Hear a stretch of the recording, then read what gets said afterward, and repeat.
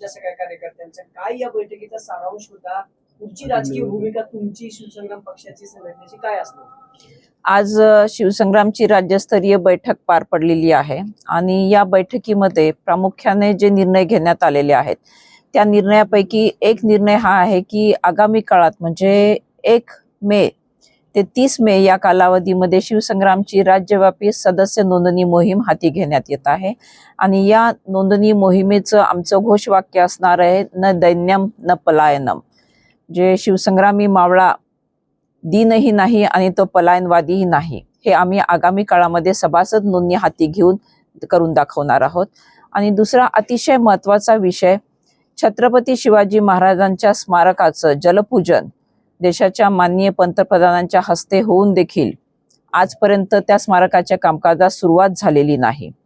तर त्या स्मारकाचे कामकाजाबाबत राज्याच्या माननीय मुख्यमंत्र्यांनी नुकतंच रायगडावरनं सुतोवाच केलेला आहे की ही बाब माननीय सर्वोच्च न्यायालयाने उच्च न्यायालयाकडे पाठवलेली आहे. तर आमची या बाबतीमध्ये शिवप्रेमी म्हणून ती शासनाकडे आग्रहाची मागणी असणार आहे की शासनाने या बाबतीत तातडीने कार्यवाही करावी, जेणेकरून गेले 8-10 वर्षापासून हा प्रलंबित असलेला म्हणजे जलपूजना पश्चातही कार्यान्वित न होऊ शकलेला प्रकल्प लवकरात लवकर सुरू होईल.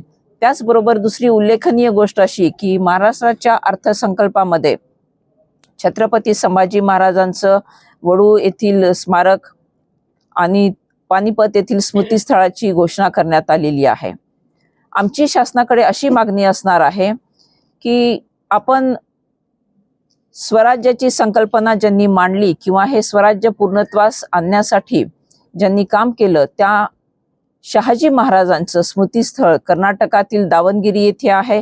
तर त्या स्मृतीस्थळाची उभारणी महाराष्ट्र शासनाने कर्नाटक शासनाच्या सहकार्याने करावी ही आमची आग्रहाची मागणी आहे. त्यानंतर सारथीची विभागीय कार्यालय जी आहेत ती अर्थक्षम आणि कार्यक्षम करण्यात यावीत. सारथीच्या विभागीय कार्यालयांमध्ये शक्यतो महिला अधिकाऱ्यांच्या नियुक्त्या देण्यात याव्यात आणि सारथीकडून परदेशी शिक्षणासाठी, उच्च शिक्षणासाठी, शिष्यवृत्तीसाठी जी उत्पन्नाची मर्यादा आहे ती उत्पन्नाची मर्यादा एकतर ती वाढविण्यात यावी किंवा ती काढून टाकण्यात यावी, जेणेकरून जास्तीत जास्त होत करू तरुणांना याचा लाभ मिळेल. याही बाबतीमध्ये निर्णय करण्यात आलेला आहे. सगळ्यात महत्त्वाचं म्हणजे खरीप हंगाम 2025 येऊ घातलेला आहे आणि या खरीप हंगामामध्ये सर्व पात्र शेतकऱ्यांना 100% अल्पमुदत पीक कर्जाचा पुरवठा करण्यात यावा. त्याचबरोबर आम्ही शेतकऱ्यांना कर्जमाफी द्यावी असं म्हणण्याच्या ऐवजी शेतकऱ्यांना तुम्ही अर्थक्षम बनवा याकरता फॉरवर्ड आणि बॅकवर्ड लिंकेजेस जी आहेत ती कार्यक्षम करावीत, जेणेकरून या कृषी उत्पादनांकरिता त्यांना निविदा उपलब्ध होतील आणि उत्पादित मालावरती प्रक्रिया करून त्या शेतकऱ्याला एक व्हॅल्यू ॲडिशन मिळेल. याची देखील आम्ही शासनाकडे आग्रहाने मागणी करत आहोत. कर्जमाफी शेतकऱ्याला मिळालीच पाहिजे याच्यामध्ये दुमत असण्याचं काही कारण नाही, परंतु वारंवार कर्जमाफी देण्यापेक्षा त्या शेतकऱ्यांना अर्थक्षम बनविण्यासाठी ह्या फॉरवर्ड आणि बॅकवर्ड लिंकेजेसचा आजचा हा मुद्दा आहे. त्याचबरोबर महाराष्ट्रामध्ये शासकीय अधिकारी आणि कर्मचाऱ्यांसाठी सेवानिवृत्तीचं वय 58 वर्षे आहे, चतुर्थ श्रेणी कर्मचारी वगळता. केंद्र शासनामध्ये हे सेवानिवृत्तीचं वय 60 वर्ष आहे. त्याचबरोबर अनेक घटक राज्यांमध्ये देखील आहे. या बाबतीमध्ये गेली अनेक वर्ष महाराष्ट्र राजपत्रित कर्मचारी संघटना आवाज उठवत आहेत. शासनाने त्या बाबतीत अजूनही सकारात्मक पाऊल उचललेलं नाही. त्यामुळे शासनाने ह्या सेवानिवृत्तीची वयोमर्यादा वाढविण्याच्या बाबतीत देखील विचार करावा. या बाबतीमध्ये आज सांगोपांग चर्चा करण्यात आलेली आहे.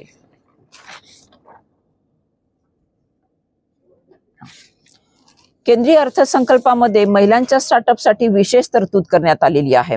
तर या ज्या महिलांना हे स्टार्टअप सुरू करायचे आहेत महाराष्ट्रातील महिलांना, तर त्यांना जसं ईज ऑफ डुईंग बिझनेससाठी महाराष्ट्र शासनाकडनं मोठमोठ्या उद्योगांसाठी वेगवेगळे एक खिडकी योजना आणली जात आहे, तर त्याच धर्तीवरती आमचं असं म्हणणं आहे की या महिलांना स्टार्टअपसाठी जिल्हा उद्योग केंद्रामध्ये एक विशेष सहाय्यता कक्षाची निर्मिती करण्यात यावी, जेणेकरून या स्टार्टअप कामकाज त्यांना विनासायास पुढे नेता येईल.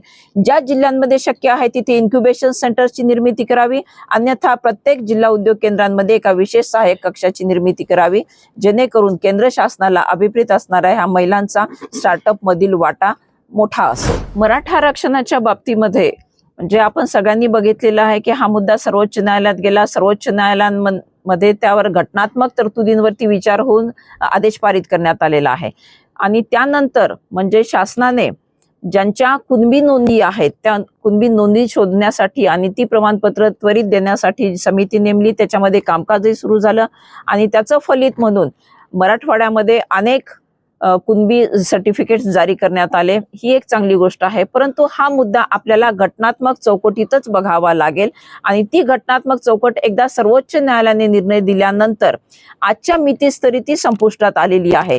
म्हणून ज्यांना कुणबी प्रमाणपत्र मिळू शकतात त्यांच्या नोंदणी शोधणे आणि त्यांना जास्तीत जास्त संख्येने प्रमाणपत्र देणे, त्याची व्हॅलिडिटी काही निश्चित कालमर्यादा दाखवून देऊन केल्यास या सगळ्या समस्यांच्या मुळाशी आपल्याला जाता येईल. बीड प्रकरणावर बीडमध्ये गेल्या अनेक दिवसाचा गेल्या 3 ते 4 महिन्याचा तुम्ही इतिहास बघितला बीडचा. रोज नवीन नवीन व्हिडिओ समोर येतात. परवा देखील एका महिलावर केलेला मारहाण झाली. बीडमध्ये हत्या होत आहेत.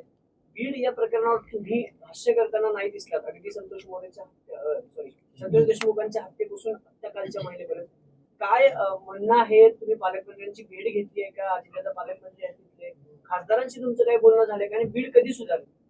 नाही, या बाबतीमध्ये आपण ज्या संतोष देशमुख हत्या प्रकरणाचा उल्लेख केला त्या म्हणजे right from the first day मी ह्या प्रकरणावरती बोलते आहे आणि याच्यामध्ये आमची ही सातत्याने भूमिका राहिलेली आहे की जे दोषी असतील त्यांच्या विरुद्ध कठोरात कठोर कारवाई झाली पाहिजे.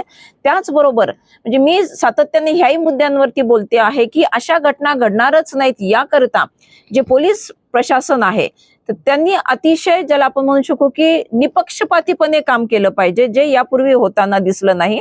आणि आपण अगदी अचूकपणे भाष्य केलेलं की बीडमध्ये देखील हे गुन्हेगारीचं प्रमाण वाढलेलं आहे आणि त्याला अनेक घटक कारणीभूत आहेत.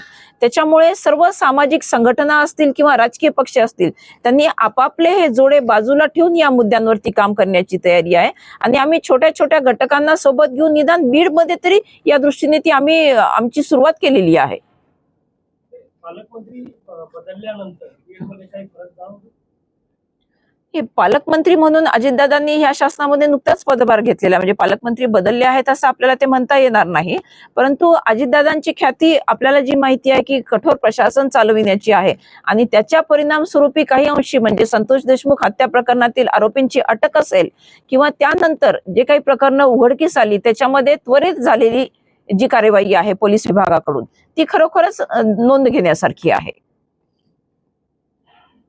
वकील भगिनी होत्या त्यांना जी मारहाण केली तो कार्यकर्ता बजरंग बाप्पा म्हणजे खासदार बीडचे त्यांचा कार्यकर्ता आहे. तर तुमचं काय म्हणणं या प्रकरणी? म्हणजे अनेक नेते जे आहेत बीडचे त्यांनी गुंड पाळले की काय असा महाराष्ट्राला प्रश्न पडलाय.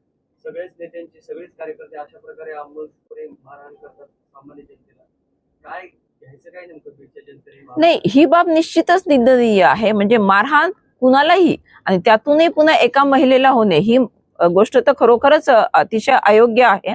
मग ती व्यक्ती कुणाचा कार्यकर्ता आहे किंवा कुठल्या राजकीय पक्षाचा पदाधिकारी आहे हे मॅटर करत नाही. मला असं वाटतं की त्यांनी कायदा हातात घेण्याचा म्हणजे प्रयत्न केलेला आहे. त्याच्यामुळे त्यांच्या विरोधात कठोरात कठोर कारवाई आणि ती त्वरित झाली पाहिजे जेणेकरून अशा घटकांना पुढच्या काळामध्ये थोडा तरी कायद्याचा धाक वाटेल.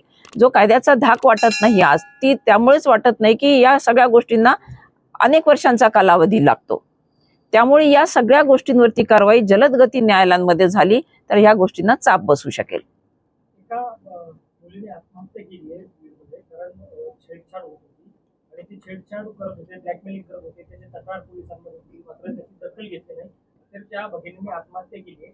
त्या आईने उपमुख्यमंत्री एकनाथ शिंदेंना पत्र लिहिले की तुमच्या लाडक्या बहिणीच्या मुलीने आत्महत्या केली. बीडमध्ये हे सत्र थांबणार कधी? मी म्हणते की बीडच नाही म्हणजे बीड गेल्या काही दिवसांपासून सातत्याने चर्चेत येत आहे. परंतु केवळ बीडच नाही, महाराष्ट्रातील अनेक जिल्ह्यांमध्ये अनेक गावांमध्ये ह्या घटना घडत आहेत. फक्त काही ठिकाणी त्या उघडकीस येत आहेत म्हणून त्याच्यावरती चर्चा होते आहे. परंतु सर्वत्रच जो लोकांचा कायदा हातात घेण्याची जी मानसिकता झालेली आहे त्याच्यावरती आपल्याला आज ती काम करण्याची गरज आहे. मग ती शासकीय असेल त्याचबरोबर विविध सामाजिक पैलू विचारात घेऊन देखील आपल्याला याच्यावरती काम करण्याची गरज आहे. आता आगामी स्थानिक स्वराज्य संस्थांच्या निवडणूक आहेत तर तुमचा पक्ष काही युती आघाडीच्या तयारीत आहे का? काही वेगळे समीकरण राजकीय? नाही, एक तर आमचं समाजकारणावरती जास्त भर आहे आणि निश्चितच जेव्हा निवडणुका जाहीर होतील किंवा निवडणुकांच्या ज्याला आपण म्हणू शकू की पूर्वसंध्येला आम्ही ही आमची भूमिका घेणारच आहोत. आमची जी धोरणं असतील, आमच्या धोरणाला अनुरूप ज्या पक्षाची भूमिका असेल तिथे आम्ही निश्चितच त्यांच्यासोबत जाऊ. त्या पक्षाचे ऑफर आलेत का तुम्हाला की आपण एकत्र आलं पाहिजे? नाही, या बाबतीमध्ये निवडणुकीच्या अनुषंगाने जेव्हा चर्चा होतात तेव्हाच ते ऑफर्स येतात. सद्यस्थितीमध्ये कोणत्याही निवडणुका आपल्याला माहितीये दृष्टीपथात नाहीच आहेत.